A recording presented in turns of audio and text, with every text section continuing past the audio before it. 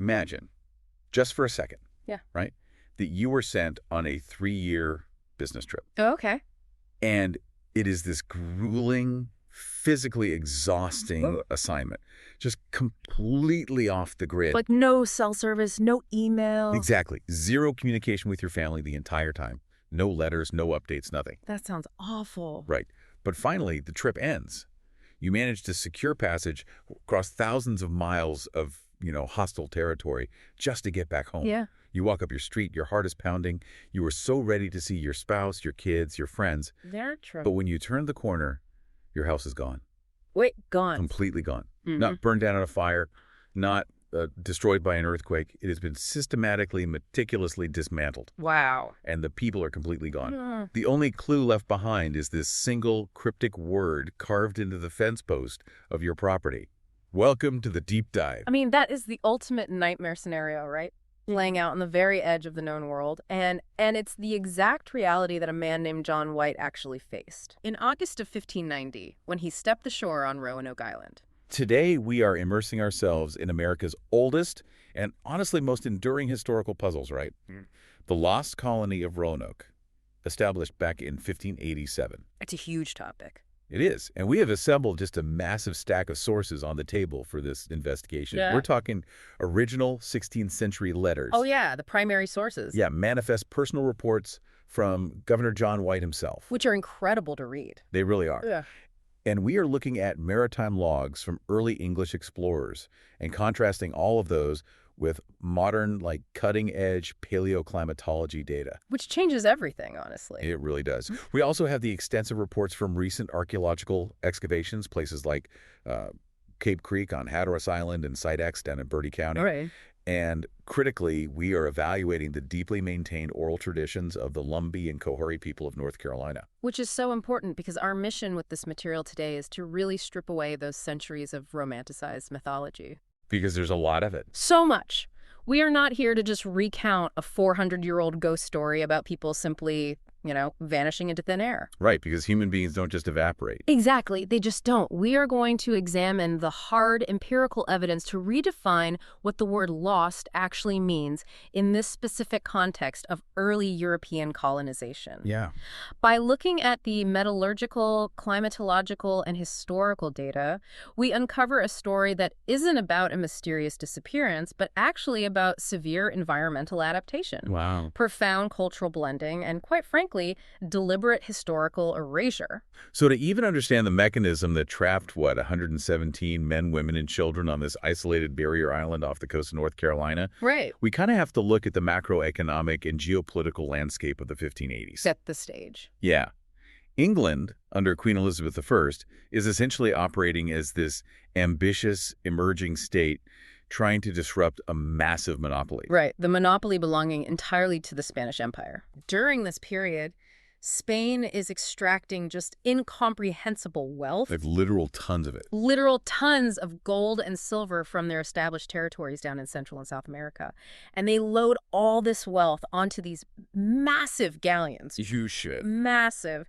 And they utilize the Gulf Stream current. Oh, which runs straight up the eastern seaboard of North America. Exactly. It acts like a conveyor belt to propel their fleets back across the Atlantic to Spain. Right.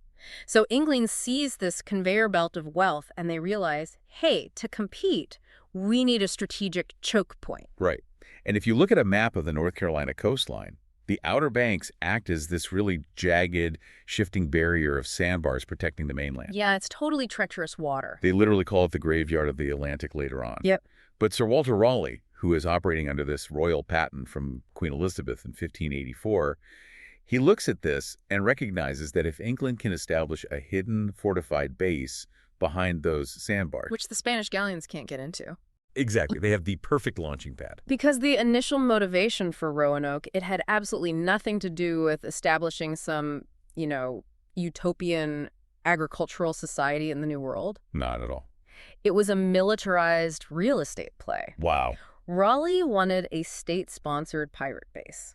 That was it. So just state-sanctioned piracy. Pretty much. The goal was to harbor English privateers. Right, which are basically ships legally authorized by the crown to attack and loot Spanish vessels. Exactly. Hide them out in a shallow water sound where the massive, deep draft Spanish galleons literally could not pursue them. That makes so much sense. Yeah. So Raleigh sends a reconnaissance mission in 1584, right? Right. Led by Philip Amatus and Arthur Barlow. Right. And they navigate the inlets. They make contact with the local Algonquian-speaking populations. Specifically the Secatan and the Croatoan tribes. Yeah, and they return to England with these glowing reports. I mean, they basically write a travel brochure They do. describing this Eden just brimming with timber, game, and super hospitable locals. Right. But more importantly, that 1584 expedition returned to London with 2 high-ranking indigenous diplomats. Oh, Manteo and Wanchese. Exactly. Manteo of the Croatoan tribe and Wanchese of the Secatan tribe. These 2 men spent almost a full year in London. Which must have been an incredible culture shock. Oh, completely. They learned English, they observed English military and societal structures, and they provided the English court with just invaluable intelligence. Right, regarding the complex tribal politics and the geography of the Carolina Sounds. Yes. It was a massive intelligence-gathering success for England, and it gave Raleigh the political leverage to launch a full-scale military occupation the following year. Okay, so that brings us to 1585, right? The first actual attempt to hold the territory. Yep. So Richard Grenville commands the fleet, but he leaves a man named Ralph Lane in charge of the fort on Roanoke Island. Right. Now, Lane is a seasoned military commander. He's a veteran of England's brutal campaigns in Ireland. He's commanding about 100 soldiers. Soldiers, not farmers. That's key. Crucial difference, because they run into a structural failure almost instantly. They arrive too late to plant anything. The sandy coastal soil is terrible for, traditional European agriculture anyway. Yeah, you can't grow wheat in beach sand. Exactly. And on top of that, the region is hit by a severe drought. So what does Ralph Lane do? He applies the only logic he actually knows, which is military subjugation. Of course. He viewed the local indigenous populations purely as a resource to be exploited. He expected them to just provide tribute in the form of corn and fish to feed his soldiers. But because of the drought, the local Secatan tribes were also facing severe food shortages, right? Exactly. They had no surplus to give. It wasn't that they didn't want to. They literally couldn't. Right. But when the indigenous leaders explained they could not feed the English garrison, Lane interpreted this not as an environmental reality, But as an act of defiance. yes, he saw it as political defiance. And the sources just outline this cascading series of diplomatic disasters. It's painful to read. It really is. Mhm. Like at one point, an English silver cup goes missing from Lane's camp. A cup. A single cup. Mm.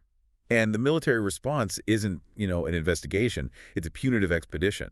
The English march into an indigenous village, demand the cup, and when it isn't produced right away, they burn the entire village to the ground. And they set fire to their cornfields, It's just insane. destroying a tribe's winter food supply during a severe drought. I mean, that is an act of total war. Yeah. So the relationship rapidly deteriorated into open hostility, and Lane's paranoia just grew and grew. Right. He became convinced that the Secatan leader, Pemisipan, was organizing this regional confederacy of tribes to encircle and annihilate the English fort. Was he actually organizing an attack, though? It's debated whether Pemisipan was actually organizing an attack or just trying to isolate this incredibly violent English garrison. We don't know for sure. Yeah. But Lane decided to act preemptively. Which is putting him on. Yeah, he organized an ambush under the guise of a diplomatic parley, slaughtered Pemisipan's inner circle, and literally, personally presented Pemisipan's severed head to his men. Wow. I mean, the socio-political mechanism here is completely broken. Beyond repair. Wayne has taken an environment that requires intense cooperation just to survive and turned it into a bloodbath. Yep. It's kind of like moving into a neighborhood where the previous tenant literally burned down the neighbor's house, and you show up expecting a welcome basket. That's a perfect analogy. And when the English resupply fleet finally arrives, Lane and his men just abandon the fort. Like, just leave. They flee back to England, leaving behind a legacy of immense violence and really deep-seated animosity. Okay, so this forces a really critical logistical question about the famous 1587 mission, the one we're really focusing on. Right. If the 1585 mission failed so spectacularly and alienated the locals to that degree, why on earth would Raleigh send civilians back to the exact same blood-soaked island 2 years later? Well, the simple answer is he didn't. He never intended to. The primary documents clearly show the 1587 mission, the one that becomes the famous Lost Colony. They were explicitly instructed to bypass Roanoke entirely. Oh, well. Their target was the Chesapeake Bay area, much further north. Because they had better harbors, right? Significantly deeper harbors. And, theoretically, indigenous tribes who had not been subjected to Ralph Lane's scorched earth tactics. That makes a lot of sense. And the demographic makeup of this 1587 expedition proves it was a completely different strategy. It's totally different. Enter John White. He's an artist, a cartographer, who had actually documented the region's flora and fauna during the 1585 stint. Now, he's appointed governor. Right. But he isn't leading 100 soldiers. He's leading a civilian corporate venture of 117 people. Farmers, carpenters, bricklayers. Normal citizens. Yeah. And crucially, 17 women and 11 children. Including his own pregnant daughter. Exactly. Eleanor Dare and her husband Ananias. I mean, you don't bring pregnant women and toddlers to a forward operating pirate bay. No, you definitely don't. The inclusion of multi-generational families signifies this major shift from just military extraction to permanent self-sustaining colonization. They even called their planned settlement the City of Raleigh. Right. So what went wrong? Well, the fatal flaw of the 1587 expedition was completely internal. The colonists did not command the fleet. Oh, they were just passengers. Essentially, yes. Yes. The master of the ships and the chief pilot of the expedition was a Portuguese-born navigator named Simon Fernandes. Okay. Fernandes was an exceptionally skilled sailor, but his primary occupation was privateering. A pirate. Yeah. He was legally contracted to transport the colonists, but his real economic incentive was hunting Spanish treasure galleons in the Caribbean. And the economics of privateering dictate a very strict schedule, right? Exactly. Time is money. If Fernandez spends too much time ferrying farmers all the way up the coast to the Chesapeake Bay, he misses the window when the Spanish fleets are moving through the Gulf Stream. Ah, okay. So in late July of 1587, Fernandez anchors the fleet off the Outer Banks. Yep. And the stated purpose is just simply to stop at Roanoke Island, pick up this tiny garrison of 15 men who had been left behind a year earlier, and then immediately sail north to the Chesapeake. But Fernandez realizes the summer is waning. He's run out of time. Right. So when Governor White and an advance party get into a small pinnace boat, like a rowboat, to go ashore and find the 15 men, Fernandez gives a direct order to his sailors. He just cuts them off. He declares that the summer is too far spent, that he will not take the colonists to the Chesapeake, and that they must all disembark at Roanoke immediately. Wow. He effectively mutinies again the colonial mission in favor of his privateering interests. He strands them. He totally strands them. And the physical environment they walk into is deeply unsettling. They hike up to the site of Ralph Lane's 1585 fort. The defensive earthworks are still there, but the cottages are completely overgrown with melon vines. That's a ghost town. Yeah. And those 15 men they were supposed to retrieve, they find the ruins of an attack and a single, sun-bleached human skeleton. Which tells you everything you need to know. This Secotan had clearly returned to settle the score. And you just have to think about the psychological toll of that discovery. It must have been terrifying. You have a group of civilians expecting to build a new society, and this just paralyzes them. And the reality of their vulnerability was demonstrated just days later. Oh, with George Howe. Right. One of the colonists, George Howe, wades out into the shallow waters of the Sound alone just to catch crabs. Just crabbing. Yeah, and he is ambushed by Secotan warriors. He's shot with 16 arrows, and his head is beaten in with wooden clubs. Jeez. And the violence wasn't random, it was a targeted retaliation by a community that vividly remembered the atrocities committed by the English just 2 years prior. So you have 117 civilians now marooned on an island surrounded by hostile forces. Yep. It's too late in the agricultural season to plant any crops. They are living in a decaying fort. Yet, right in the middle of all this existential dread, on August 18th, 1587, Eleanor Dare gives birth. Virginia Dare. Yes. Virginia Dare becomes the first English child born in the Americas. Which is a beautiful moment, but the arrival of a newborn really crystallized their immediate crisis. How so? Well, they have finite supplies. They could not trade with the hostile Secotan. Their only allies were the Croatoan tribe to the south on Hatteras Island, Manteo's people. But Manteo's tribe could not support an influx of over 100 Europeans. Right. They didn't have the resources for that. Exactly. So the colonial leadership convened and made a really desperate calculation. Someone had to return to England immediately to force Raleigh to send an emergency supply fleet. And they collectively insist that Governor John White has to be the one to go. Which he hated. Yeah, he vehemently protests, leaving his daughter and his newborn granddaughter. Yeah. But they force his hand. He's the only one with political access in London to bypass the bureaucracy and secure the ships, right? Exactly. The colonists actually presented him with a signed document demanding his departure. That's intense. It was. But before boarding the ship, White and the colonial leaders established this vital security protocol. The code. Yes. White knew the island was indefensible and lacking resources. The colonists were already discussing a plan to relocate 50 miles into the Main, basically moving inland or to a better island. Right.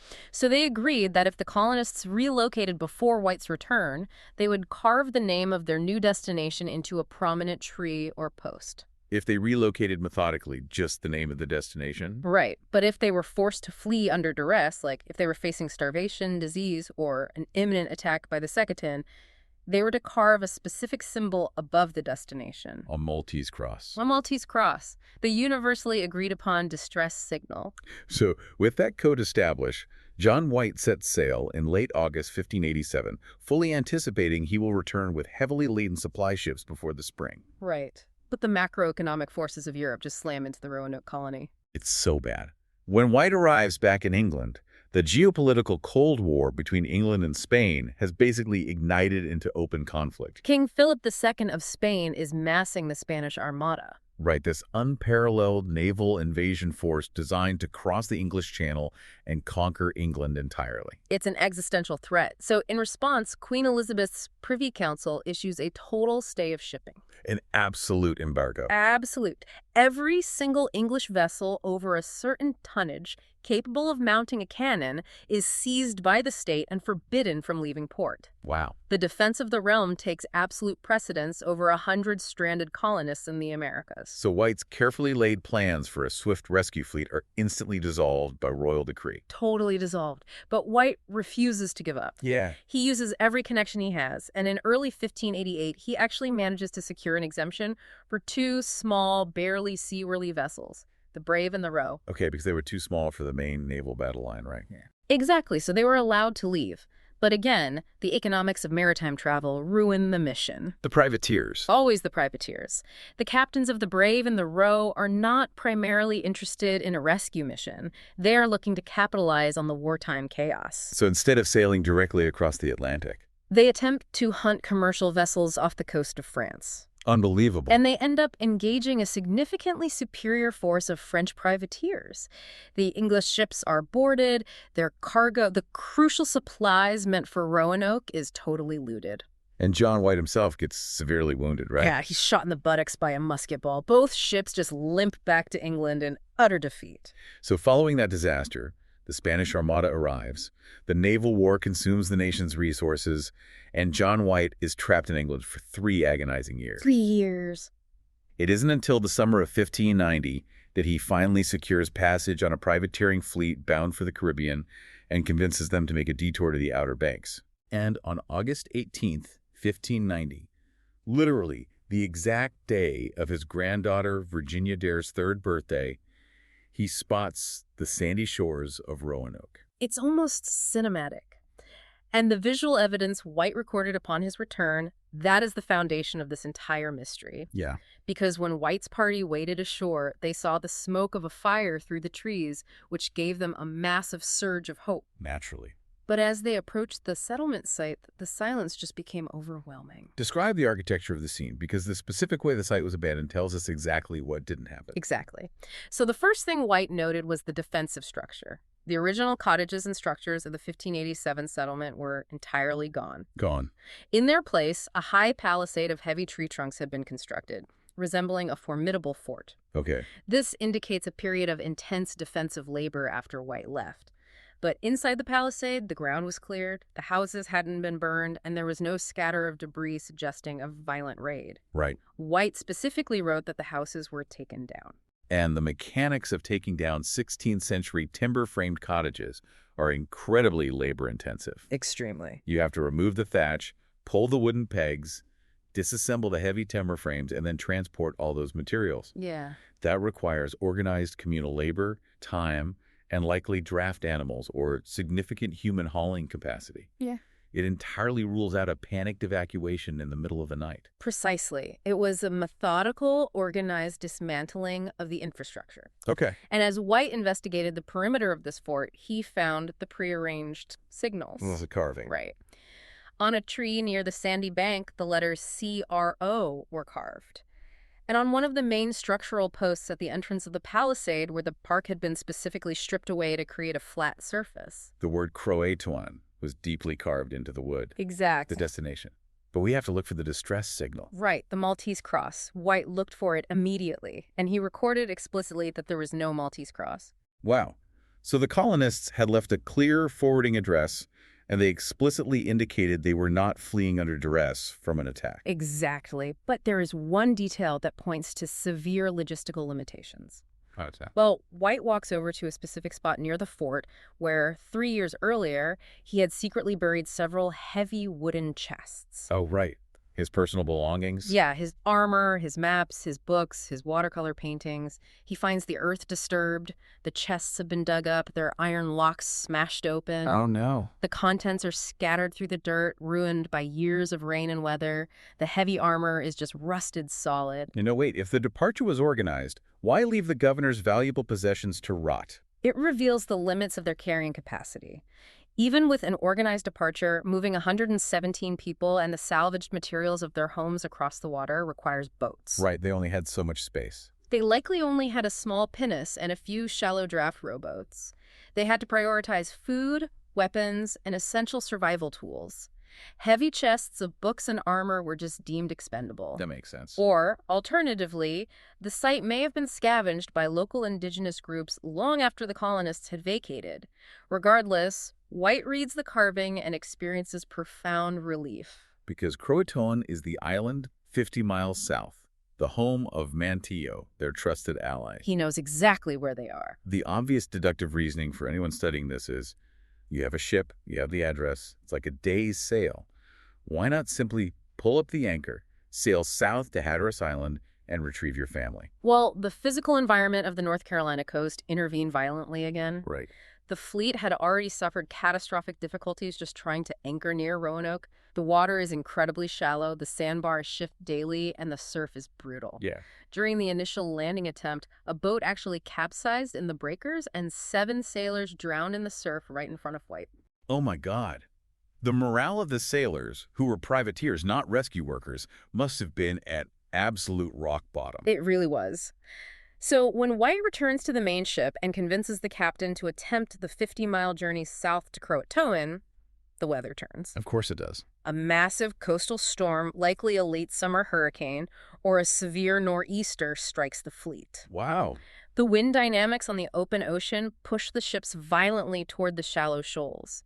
To prevent running aground and tearing the hulls open, the ships drop their heaviest anchors. But the kinetic energy of a 16th century galleon being battered by hurricane force wins against an anchored position that places immense strain on the cables. The physics were insurmountable. The immense tension snapped the thick hemp anchor cables. It snapped. They dropped their backup anchors, and those cables snapped as well. Oh, man. The fleet was suddenly adrift in a hurricane, dangerously close to the Diamond Shoals, with only one remaining anchor between several ships. That's terrifying. The captain assessed the situation.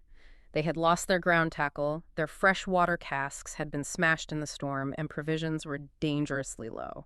Because operating a massive ship in the graveyard of the Atlantic without functional anchors is essentially suicide. It is. So the captain made the executive, final decision. They could not remain on the coast. The fleet allowed the hurricane winds to blow them out into the deep water of the Atlantic Ocean to save the ships, and they set a course back to England. Just left. John White stood on the deck, watching the coastline recede, knowing his family was likely sitting on an island just 50 miles away. That is heartbreaking. He never secured funding for another voyage. He died years later in Ireland, a broken man. So the mechanics of White's failure to rescue them are completely a matter of maritime disaster. Yes. But the core mystery remains, right? Why did the colonists leave the fort in the first place? Yeah. If there was no Maltese cross and the departure was orderly, what force compelled an entire colony to systematically pack up and abandon their defensible position? For centuries, historians argued over shifting tribal alliances and the threat of Spanish patrols. Sure. But in 1998, the most compelling answer came not from a historical archive, but from the physical environment itself, through the science of paleoclimatology. Okay, we are talking about tree rings. Yeah. Dendrochronology. Exactly. Specifically, the analysis of ancient bald cypress trees located in the Blackwater River region of southeastern Virginia. Which shares the exact same climate zone as the Roanoke area. Right. And bald cypress trees are extraordinary biological archives. They can live for over a millennium. Every year, the tree grows a new layer of wood under its bark. And the mechanism is simple but profound, right? In a year with abundant rainfall, the tree grows rapidly, creating a wide ring. Yep. But in a year of drought, the tree conserves energy, barely growing at all, resulting in an incredibly narrow, dense ring. Precisely. Yeah. So researchers from the University of Arkansas took core samples from these 800-year-old trees. When they charted the ring widths backward through time, the data for the specific years the colonists were stranded on Roanoke, 1587 to 1589, was staggering. The rings for those 3 years were the narrowest in the entire 8th century record. It was the most severe, prolonged drought the region had experienced in 800 years. That is crazy. The timing was an apocalyptic coincidence. The colonists arrived at the exact epicenter of an environmental catastrophe. Let's track the cascading failures caused by a drought of that magnitude. First, traditional agriculture becomes impossible. Right. Even if they had brought seeds for European crops, dropping them into sandy, desiccated soil yields absolutely nothing. So they turn to the local indigenous populations to trade for surplus food. But the Algonquian tribes are operating in the exact same environment. Their corn crops are failing. The rivers are running low, affecting the fish spawning cycles. A society that typically produces enough surplus to trade for European copper and tools is suddenly thrust into a state of severe caloric deficit. There is no surplus. None. The tribes must conserve everything simply to keep their own families alive, which leads to intense regional resource competition. And the water table dynamics on a barrier island amplify the crisis even more. Oh, absolutely. Because Roanoke Island sits in a brackish sound.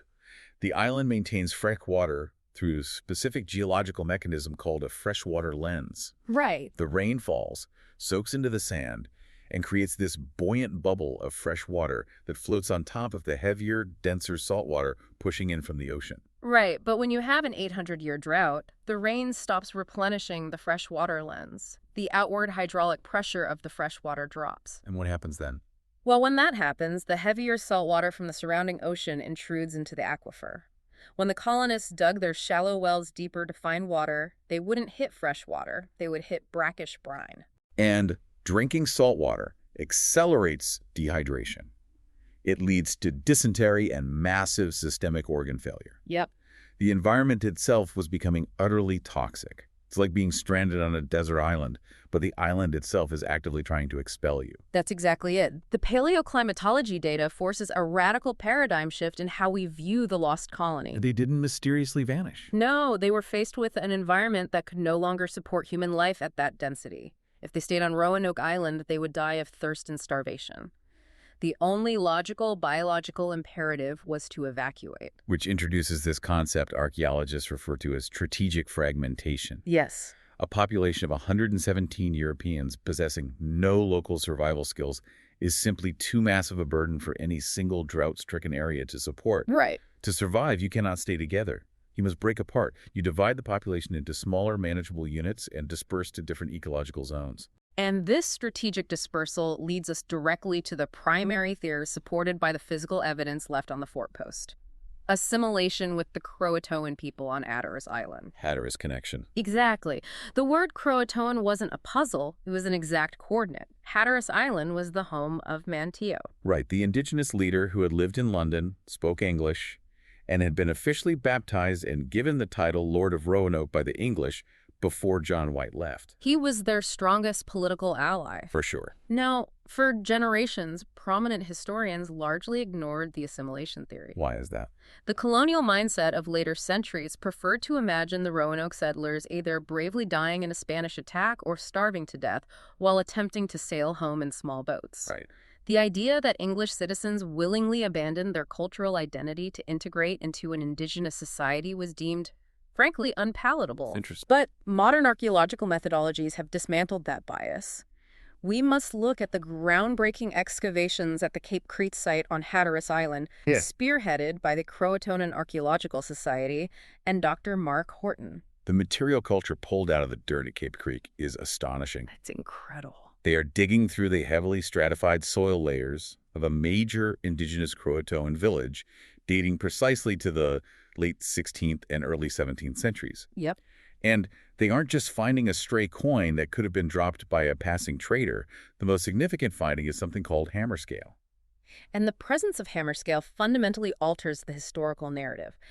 Let's look at the mechanics of metallurgy. Okay. When a blacksmith works iron heating it in a forge until it is glowing orange and then striking it with a heavy hammer on an anvil, the rapid oxidation of the hot iron causes microscopic flakes of metal to shear off and fall to the dirt floor. Those tiny flakes are hammer scale. Exactly. You cannot trade hammer scale. You can trade a finished iron axe head or a copper pot.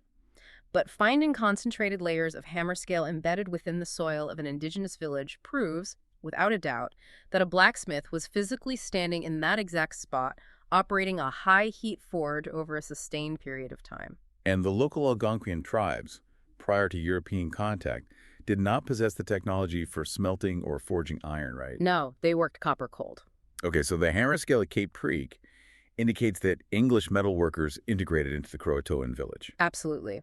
They likely traded their labor and their technical skills repairing tools, forging fish hooks, shaping metal in exchange for food, fresh water, and the Croatoans' deep knowledge of how to survive the coastal environment during a drought.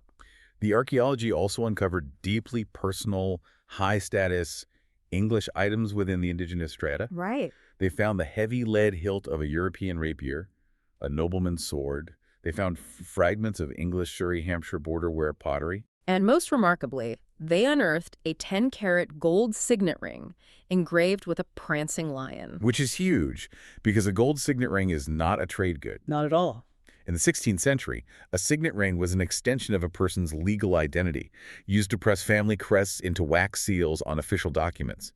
Dropping or giving away a gold signet ring implies a profound level of permanence and integration. Exactly. The Cape Creek artifacts paint a vivid picture of coalescence. The English and the Croatoan weren't just trading, they were living communally.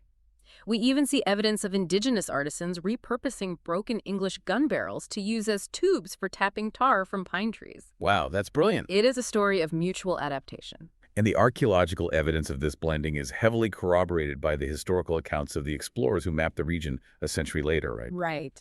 In 1701, an English surveyor named John Lawson conducted an extensive journey through the interior of North Carolina.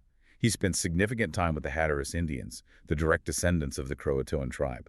And Lawson's published journal entries are incredibly specific. He wrote that the Hatteras elders explicitly told him that several of their ancestors were white people who could talk in a book, referring to the European technology of reading and writing.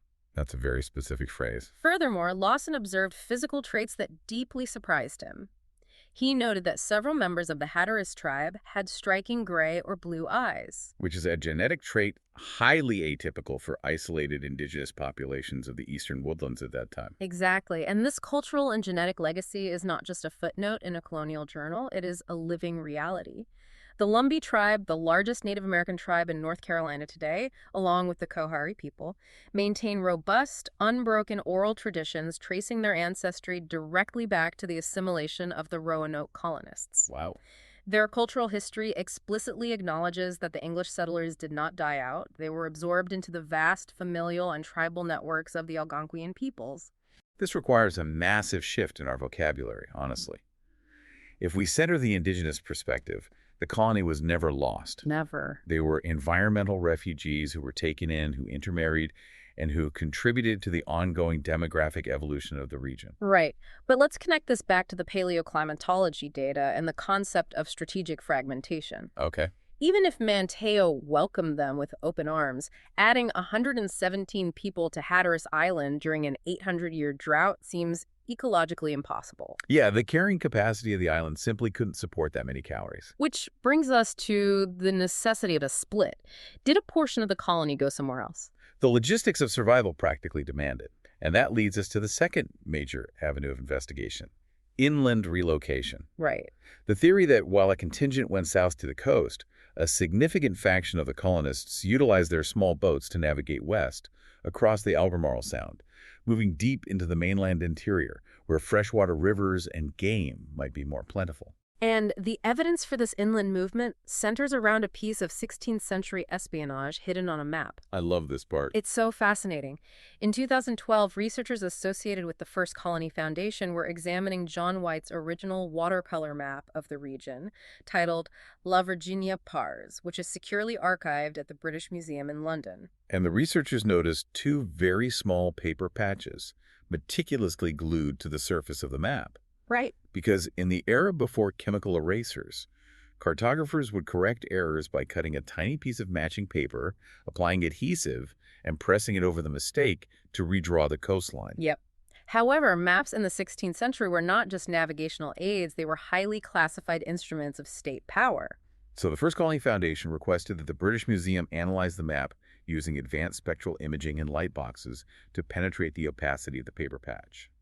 They wanted to see if there was ink underneath the correction. And the imaging revealed a deliberate concealment. Underneath one of the patches, John White had drawn a very specific symbol, a four-pointed star, utilizing the cartographic standard for a fortified European encampment. Oh, wow.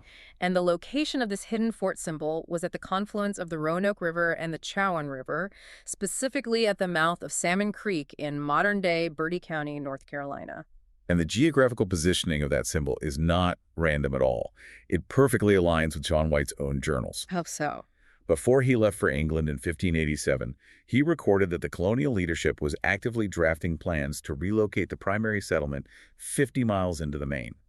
If you measure the nautical distance from Roanoke Island across the Sound to the mouth of Salmon Creek. It is exactly 50 miles inland. Exactly. The question of intent is critical here. Why did White draw the fort and then intentionally cover it up? Was he trying to hide their backup location from Spanish spies? The prevailing geopolitical analysis suggests counter-espionage, yes. London was crawling with Spanish spies. If a Spanish agent gained access to Raleigh's maps, White did not want to provide them with the precise GPS coordinates of his highly vulnerable, undefended colony. Right. By gluing a patch over the fort symbol, White preserved the vital location data for himself and Raleigh while effectively hiding it in plain sight from the Spanish Empire. That is so smart. So, acting on this spectral data, archaeologists initiated excavations at the Salmon Creek area, designating the dig zones as Site X and Site Y. Yep. Now, if you are digging in North Carolina looking for the lost colony, you face a massive chronological problem. Huge problem. The English heavily colonized that exact region 50 to 80 years later. So to prove the artifacts belong to the 1587 Roanoke colonists, you need a very specific temporal marker. Right. You need artifacts that existed in the 1580s but ceased to exist by the time Jamestown and the later Carolina colonies expanded. And the archaeologists found exactly that temporal signature. Right. Yes. The excavations at Site X revealed significant concentrations of Surrey-Hampshire borderware pottery. This specific type of ceramic, characterized by its distinct green and yellow lead glazes, was incredibly common in English households during the late 16th century. Okay. However, its production and export dropped off drastically in the early 1600s. Finding a concentrated cluster of borderware at Salmon Creek strongly anchors the European presence there to the late 1500s. They also recovered every day functional items that paint a picture of domestic life, not just a temporary hunting camp. Right. They found aglets, the small copper tubes crimped onto the ends of 16th century shoelaces to prevent the fabric from fraying. Yep. They found tenterhooks, which are specialized L-shaped iron nails used to stretch woven cloth or animal hides on a wooden frame. These are the tools of permanent domestic settlement. Equally important is the negative space in the archaeological record, what they did not find. What was missing? By the mid-17th century, the tobacco economy had exploded, and smoking from mass-produced white clay pipes was ubiquitous among English colonists. Any colonial site post-dating the 1630s is absolutely littered with broken clay pipe stems. Makes sense. The near-total absence of these specific clay pipe stems at Site X further isolates the occupation window to the pre-tobacco boom of the late 16th century. So combining the Cape Creek metallurgy and the Site X ceramics, the concept of strategic fragmentation becomes highly visible. Very clear. The drought forces an evacuation. They dismantle the Roanoke fort, pack their heavy tools, and split the population to maximize their chances of survival in two different ecosystems, the coastal maritime environment with Banteo and the estuarine river environment inland. It is a logical, scientifically supported narrative of human endurance. However, the vacuum of official English communication for over 20 years allowed a much darker set of theories to take root. Right. Because when a society lacks definitive proof, human nature tends to gravitate toward the macabre. Which brings us to the darker theories. Because history loves a tragedy, right. Let's talk about the geopolitical posturing of the Jamestown era. Fast forward 20 years from John White's final, failed attempt to find his family. 1607. It is 1607, and the English successfully establish a permanent foothold at Jamestown, Virginia, located in the Chesapeake Bay. Ironically, the original intended destination of the Roanoke Colony. Exactly. And the leadership at Jamestown, particularly Captain John Smith, arrived with explicit instructions from London to discover the fate of the Roanoke settlers. Okay. Smith utilized his interactions with the regional indigenous superpower, the Powhatan Confederacy, to gather intelligence. He repeatedly asked Chief Powhatan if he knew anything about Europeans living to the south. And according to John Smith's later writings, Chief Powhatan made a chilling confession. He did. Powhatan claimed that he had personally ordered the slaughter of the Roanoke survivors. The political logic Powhatan provided was that the English settlers had integrated with a rival tribe residing in the Chesapeake area, and Powhatan preemptively massacred them to prevent that rival tribe from gaining the military advantage of European metal weapons and alliances. But historians must deeply critically analyze this account. Was Powhatan recounting a historical fact, or was he engaging in high-level psychological warfare? It's a great question. Consider the power dynamics. Powhatan is the undisputed emperor of the region, suddenly dealing with a new, heavily armed incursion of English foreigners at Jamestown. Right. Looking John Smith in the eye and casually claiming, "I annihilated the last group of your people who attempted to settle near my territory," is an incredibly potent method of establishing dominance. It forces the Jamestown leadership to recognize his ultimate authority over life and death in the region. And the physical evidence overwhelmingly supports the psychological warfare interpretation, right? Exactly. Because despite decades of intense, well-funded archaeological surveys throughout the Chesapeake Bay and the historic territories of the Powhatan Confederacy, researchers have found absolutely zero physical evidence of a late 16th century English settlement. None. There is no Surrey-Hampshire borderware, no hammer scale, no Elizabethan copper. Yeah. The archaeological record in the Chesapeake is completely silent regarding the Roanoke colonists, severely undermining Powhatan's boast. We must also address the other major hostile force of the era, the Spanish military. Right. The Spanish Empire was fully aware of Raleigh's colonial ambitions and actively dispatched naval patrols from Florida to hunt down and destroy the English outposts. The records show that a Spanish captain named Vicente Gonzalez sailed a vessel up the eastern seaboard in 1588 with explicit orders to locate the English fort. Could Gonzalez have found them, slaughtered them, and simply sailed away? The nature of Spanish imperial bureaucracy renders that theory highly improbable. Gonzalez did, in fact, navigate into the treacherous sounds and located Roanoke Island. Oh, he did? Yes. His logs note finding an abandoned boat slip and some empty wooden barrels. But he specifically reported finding no fortifications and no English personnel. And if a Spanish military patrol had successfully located and executed 100 English colonists, eliminating a strategic threat to the Spanish treasure fleets, they would not have kept it a secret. Exactly the opposite. The Spanish imperial archives in Seville are famously meticulous. Destroying the English colony would have been heralded as a major strategic victory. It would have been everywhere. It would have generated reams of paperwork. Official reports to King Philip II, requests for military commendations, detailed inventories of looted English goods, and potentially the transportation of English prisoners for interrogation. The absolute absence of such documents in the Spanish archives strongly implies the Spanish never made contact with the Roanoke settlers. So because the historical record is so fragmented, human nature stepped in to fill the gaps with hoaxes, myths, and legends. Oh, absolutely. The lack of a definitive recorded European ending to the story created a profound historical anxiety. Society abhors an unsolved mystery, and when the facts are insufficient, fiction rushes in to fill the void. Yeah. The sheer volume of hoaxes and folklore generated by the Roanoke disappearance tells us more about the psychology of later generations than it does about the colonists themselves. Which brings us to the bizarre 20th century hoax of the Dare Stones. This is wild. It really is. In 1937, a California tourist walked into the geology department at Emory University in Atlanta. He presented a 21-pound hunk of quartz-bearing stone that he claimed he discovered half buried in a swamp near the Chowan River in North Carolina. Okay. And the entire surface of the rock was heavily inscribed with Elizabethan-style English text. And the inscription was explosive. It purported to be a desperate message carved by Eleanor Dare, John White's daughter, dated 1591. The text detailed a grim narrative.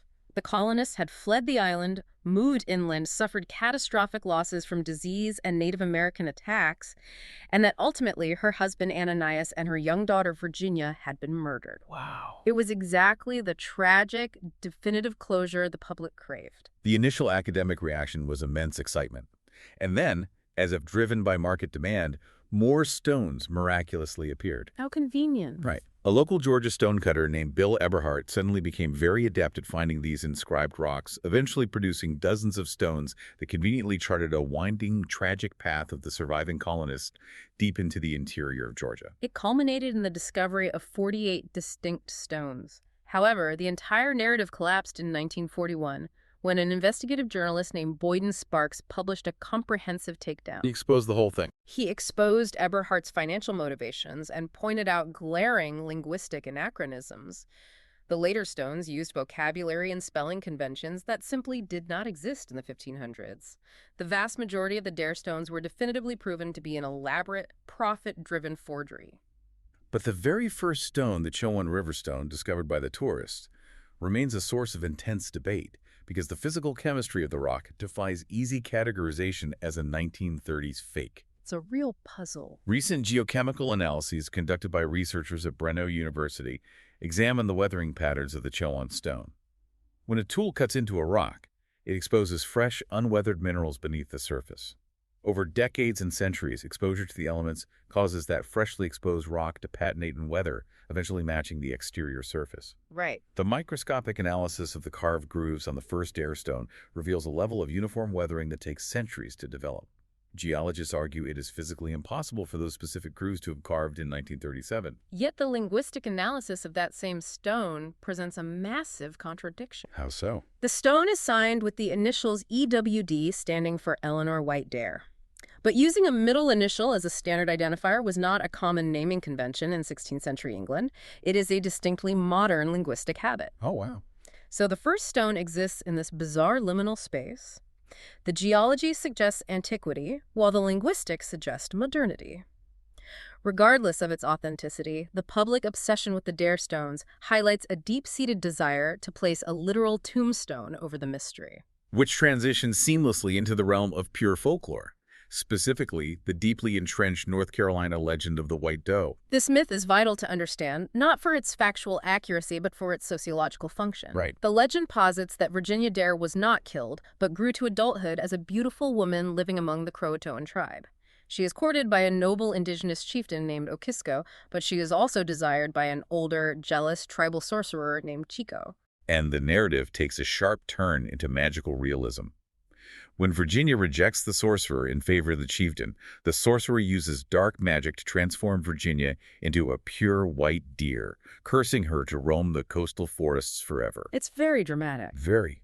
Okisko, desperate to reverse the curse, seeks out a magical pearl-tipped arrow that can break enchantments. He tracks the white doe through the woods, looses the magic arrow, and strikes the deer in the heart. As the animal dies, it transforms back into Virginia Dare, who perishes in his arms. It is a highly romanticized, incredibly dramatic story. But we have to analyze the mechanism of the myth-making itself. Right. Why did 19th century European-American writers invent and propagate a story where the first English child in America turns into an animal and dies?